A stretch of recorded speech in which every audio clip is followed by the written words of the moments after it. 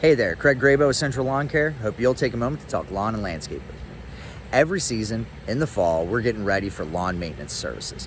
That's going to be aeration, overseeding, slice seeding, tending to bare spots with soil, seed and straw, all sorts of stuff. Now, as a homeowner, you might be doing the exact same thing. And when you're tending to these areas, you might come across every year, you got this one spot, you're seeding it and nothing is happening. You get grass that might come up and then all of a sudden next year it just kind of poops out.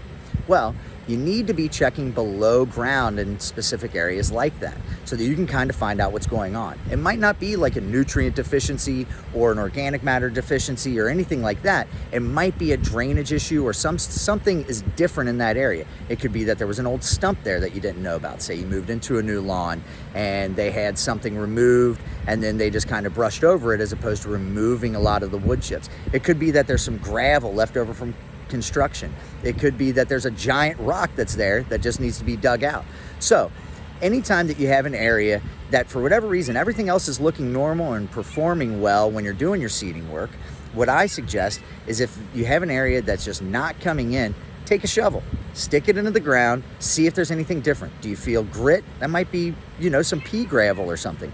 Do you feel just a hard, as soon as you step down, all of a sudden you're hitting a giant rock? Well, you probably got a giant rock under there that you need to dig out, because those are all going to affect the drainage, also the heat sink, how quickly those areas dry out, all that sort of stuff that's going to impact the performance of the turf that you put there.